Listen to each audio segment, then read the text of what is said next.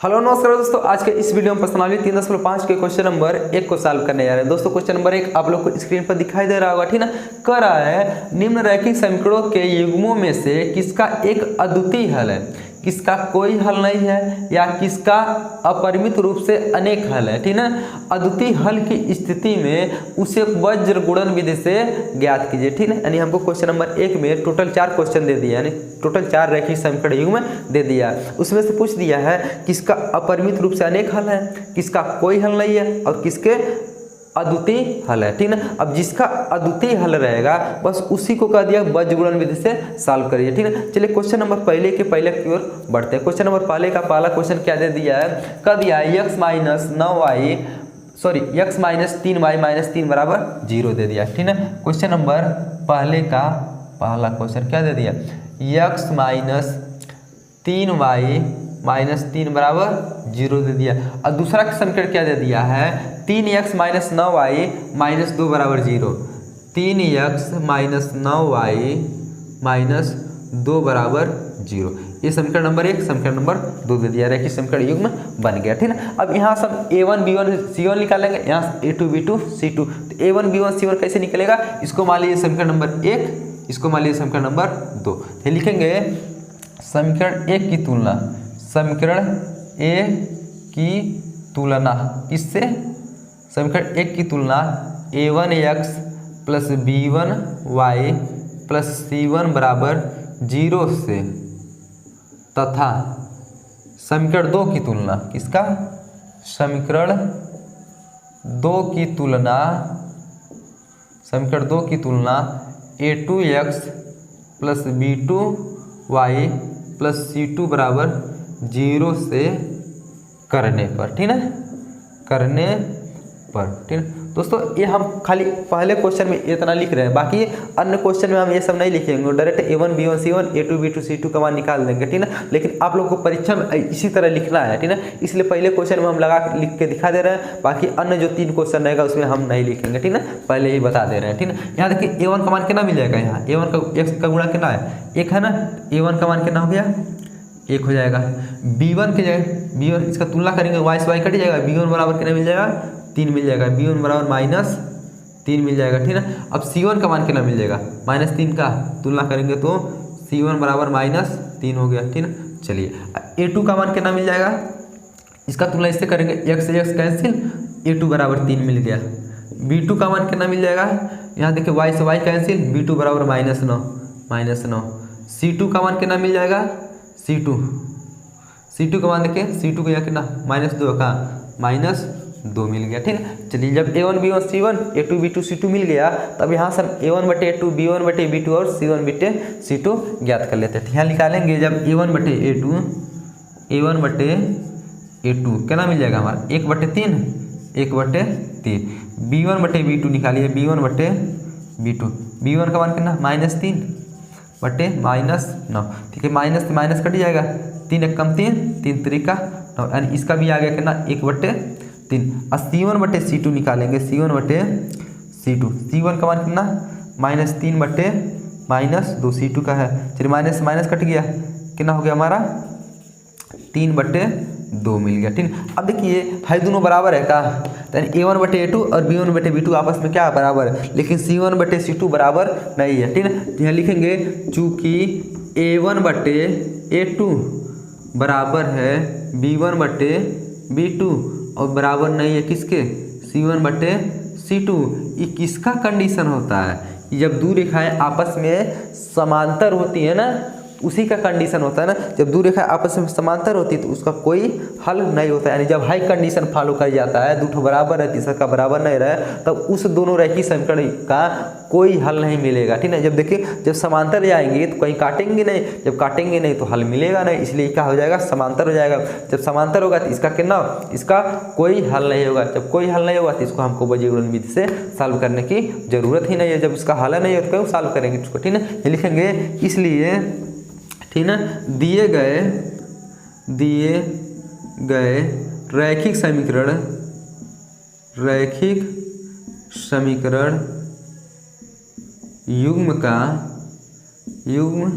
का कोई हल नहीं होगा, कोई हल नहीं होगा।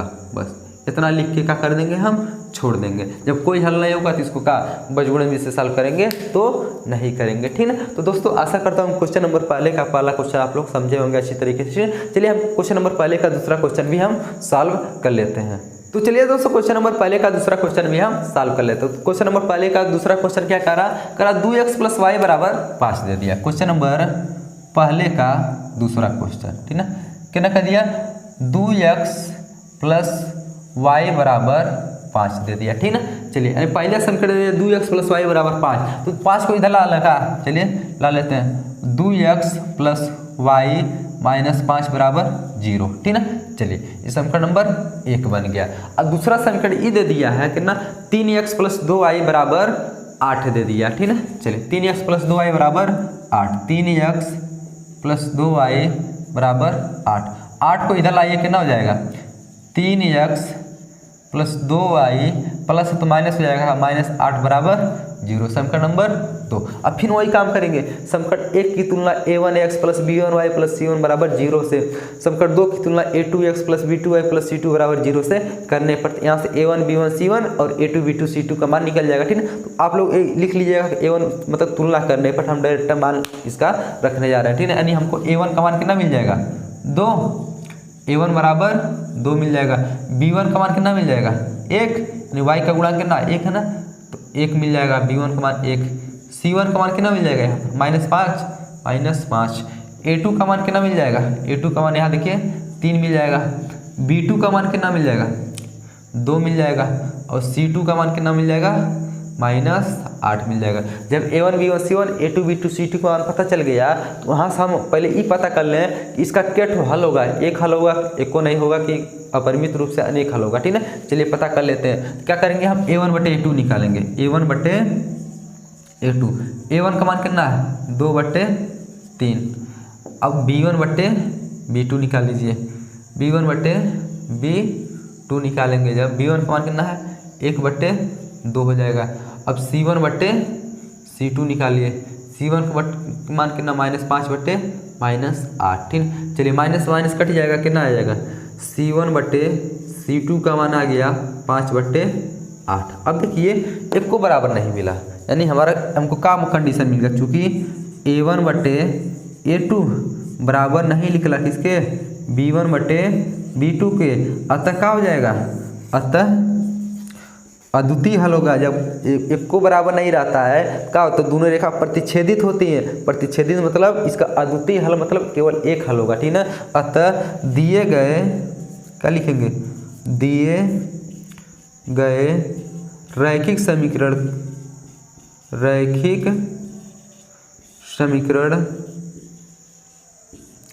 युग्म का, दिए गए रैखिक समीकरण युग्म का अद्वितीय हल होगा। ठीक है, अद्वितीय हल होगा। ठीक है, चलिए अब जब देखिए जब अद्वितीय हल मिल गया हमको, तब अब क्या करेंगे, जब अद्वितीय हल मिल गया ना, बस इसको क्या कर देंगे, अब बजगुणन विधि से सॉल्व कर लेते हैं। ठीक है, चलिए हमको समीकरण क्या दे दिया है 2x + y - 5 मिला है, 2x + y - 5 बराबर 0। दूसरा का समीकरण क्या मिला हमको 3x + 2y - 8, 3x + 2y - 8 बराबर 0। अब इसको बजगुणन विधि से कैसे सॉल्व करेंगे, तो इसके पिछले वीडियो हम एकदम विस्तार से समझाए थे कि कैसे हम इस कोई भी दो रैखिक समीकरण युग्मों को कैसे बजगुणन विधि से सॉल्व करते हैं। ठीक, चलिए उसको हम सॉल्व कर लेते हैं उसी तरीके से। ठीक, यदि आप लोग को नहीं पता है बजगुणन विधि कैसे सॉल्व करते हैं तो बस ध्यान से देखते जाइए, हम जैसे जैसे सॉल्व करते जाएंगे बस आप ध्यान से देखेंगे, आप लोग को समझ में आ जाएगा। ठीक, कुछ नहीं करते हैं, यहाँ से x और y का मान निकालना रहेगा, तो कुछ नहीं करेंगे, पहले x वाले का निकालना रहेगा तो x लिख लेंगे। ठीक ना, चलिए थोड़ा सा दूर लिख लेते हैं, x लिख लेंगे, y का निकालना रहेगा तो y लिख लेंगे, और क्या लिख लेंगे 1 लिख लेंगे, x y और 1 को लिख लेंगे। बस x को निकालना तो x को ढक लीजिए, क्या बचा हमारा है, देखिए y का गुणांक कितना बचा 1 बचा, 1 लिख लीजिए, y का गुणांक कितना बचा 2 बचा तो 2 लिख लीजिए, 1 और 2 लिख लीजिए, और यहाँ क्या बचा -5 और -8। बस देखिए x को ढके, बाकी जो बचा उसको लिख दिए।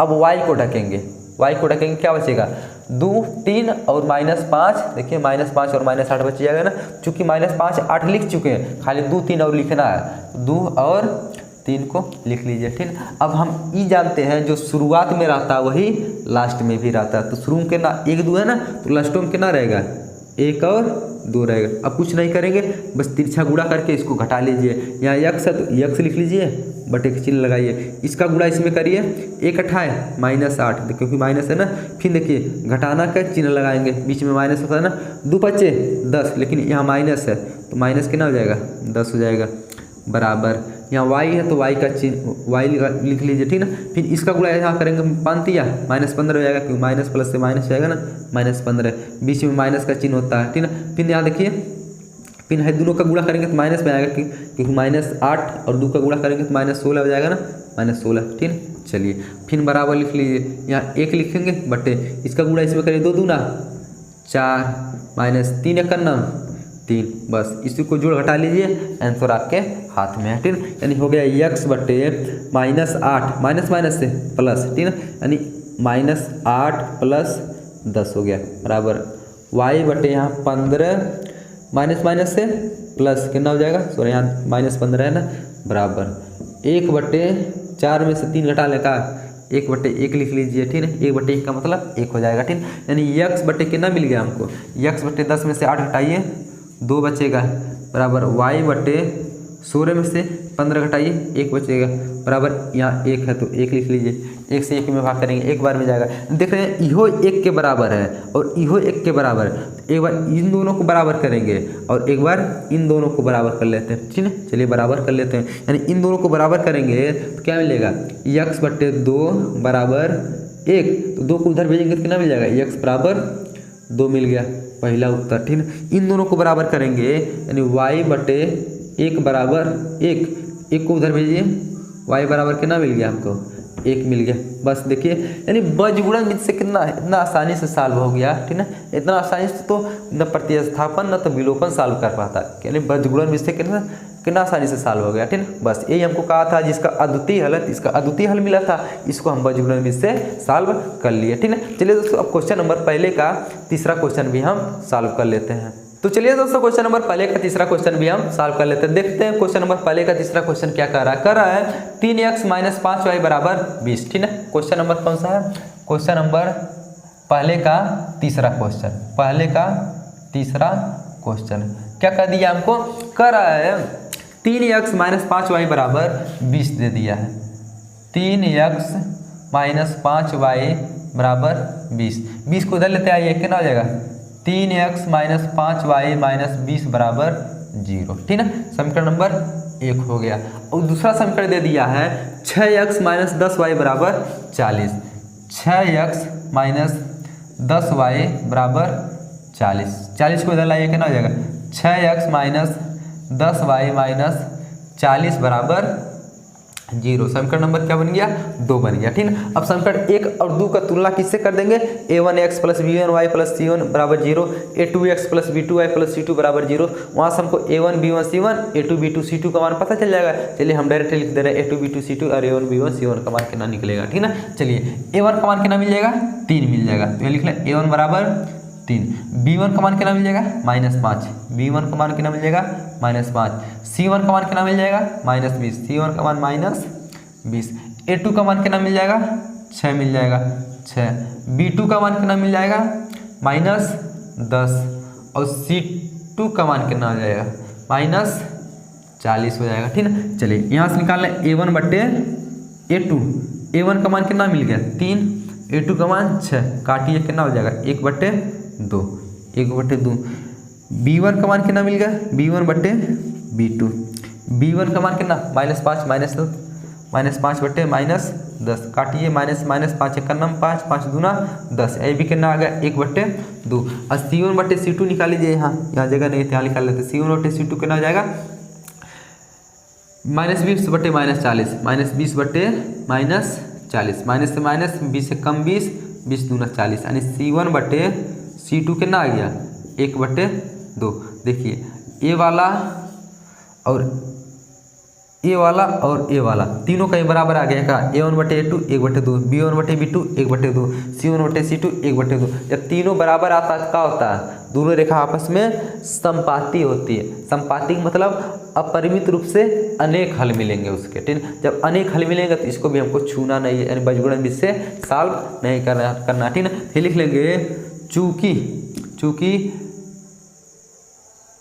A1/A2 बराबर है B1/B2 बराबर है C1/C2 के, अतः दिए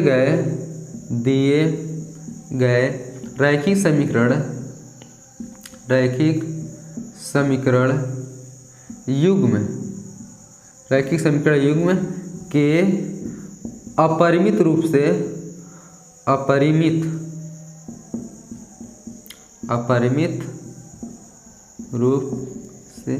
अनेक हल होंगे। जब अनेक हल होंगे तो इसको हम लोग छुएंगे नहीं, यानी बीजगुणन विधि से सॉल्व नहीं करेंगे, ठीक है। तो दोस्तों आशा करता हूँ कि क्वेश्चन नंबर पहले का तीसरा क्वेश्चन आप लोग को अच्छी तरीके से समझ में आया होगा, ठीक है। चलिए अब क्वेश्चन नंबर पहले का चौथा क्वेश्चन भी हम सॉल्व करके देख लेते हैं। तो दोस्तों क्वेश्चन नंबर पहले का चौथा क्वेश्चन आप लोग को स्क्रीन पर दिखाई दे रहा होगा, ठीक है। करा x - 3y - 7 बराबर 0, ठीक है। चलिए क्वेश्चन नंबर पहले का चौथा क्वेश्चन, ठीक है। कर दिया x माइनस कितना दे दिया है 3y - 7 बराबर 0, x - 3y - 7 बराबर 0 समीकरण नंबर 1 बन गया। दूसरा समीकरण दे दिया है 3x - 3y - 15 बराबर 0, ठीक है। 3x - 3y - 15 बराबर 0 समीकरण नंबर क्या दे दिया 2 दे दिया, ठीक है। चलिए इन दोनों को पहले चेक कर लेते हैं कि इसके कितने हल मिलेंगे, एक ठो मिलेगा कि एक को नहीं मिलेगा कि बहुत सारा मिलेगा, ठीक है। चलिए यहाँ से A1 का मान कितना हो जाएगा, A1 का मान 1 हो जाएगा, B1 का मान कितना हो जाएगा -3, C1 का मान कितना हो जाएगा -7, A2 का मान कितना हो जाएगा 3 हो जाएगा, B2 का मान कितना हो जाएगा -3 हो जाएगा, C2 का मान कितना हो जाएगा -15 हो जाएगा, ठीक है। चलिए यहाँ से निकालेंगे A1/A2, A1 का मान 1, A2 का मान 3, 1/3 आ गया, B1/B2, B1 का मान कितना आ गया -3, B2 का मान -3, कट के कितना आ गया 1 आ जाएगा, काट देंगे तो 1 आ जाएगा।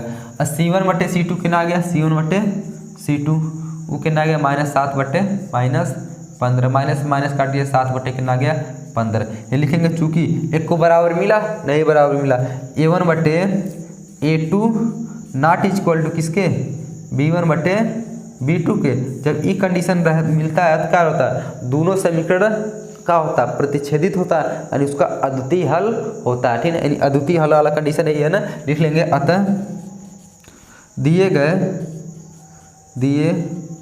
गए समीकरण युग्म का अद्वितीय हल होगा। जब अद्वितीय हल होगा तो हमको क्या करना है, बीजगुणन विधि से सॉल्व करना, ठीक है। चलिए बीजगुणन विधि से इसको सॉल्व कर लेते हैं। कैसे सॉल्व करेंगे, सबसे पहले क्या लिख लेंगे, हम समीकरण को लिख लेते हैं। समीकरण हमारा क्या दे दिया है x - 3y - 7 बराबर 0। दूसरा समीकरण 3x - 3y - 15 बराबर 0, ठीक है। चलिए अब देखिए हमको बीजगुणन विधि से कैसे सॉल्व करते हैं। सबसे पहले x को लिख लेंगे, y को लिख लेंगे और 1 को लिख लेंगे। बस x वाले को रखिए, क्या बचा -3 ना, -3 लिख लीजिए, ठीक है। चलिए x को थोड़ा इधर लिखिए, चलिए x y और 1 -3 बचा और कितना -7 और -15 बचा ना, -7 -15 बचा, ठीक है। देखिए x वाले को ढकते हैं, बाकी जो बचा उसको लिख लीजिए -3 -3 -7 -15 -3 -7 -15 हो गया। y वाले को ढकिए, y वाला जब ढक लेंगे तो क्या बचेगा -7 15 लिख चुके हैं, जो लिख लेंगे उसको नहीं लिखेंगे। क्या बचा 1 और 3 बचा ना, देखिए 1 और 3 बचा, क्या लिख लीजिए 1 लिख लीजिए 3 लिख लीजिए। हम बताए हैं आपको कि जो शुरू वाले में रहता है वही लास्ट वाले में रहता है, -3 यहाँ -3 लास्ट में भी रहेगा, ठीक। अब त्रिया गुणा कर लीजिए, यहाँ x लिख लेंगे बटे का चिन्ह लगाइए। इसका गुणा यहाँ करेंगे माइनस माइनस से प्लस हो जाएगा, 15 तिया 45 हो जाएगा। ठीक है, चलिए बीच में क्या होता है माइनस का चिन्ह होता है, इसका गुणा इसमें करिए माइनस माइनस से प्लस हो जाएगा, 7 त्रिक 21 हो जाएगा बराबर।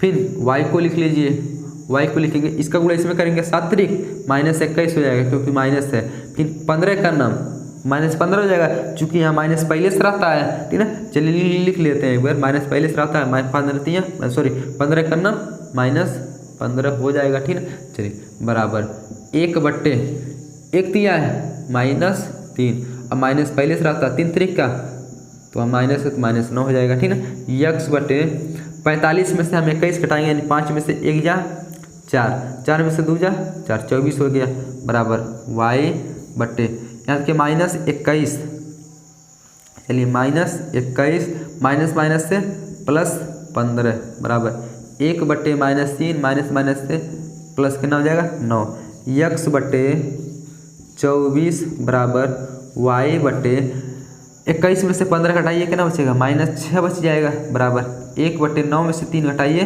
3 बच जाएगा। देख रहे हैं हाइयो वाला 1/3 के बराबर है, ये वाला भी 1/3 के बराबर है। तो एक बार इन दोनों को बराबर करेंगे, एक बार इन दोनों को बराबर कर लेंगे। ठीक है, चलिए यही बगल में बराबर कर लेते हैं। x/24 बराबर कितना हो जाएगा 1/3 के 1/3 के 24 नीचे तो 75 करेंगे तो ऊपर चला जाएगा।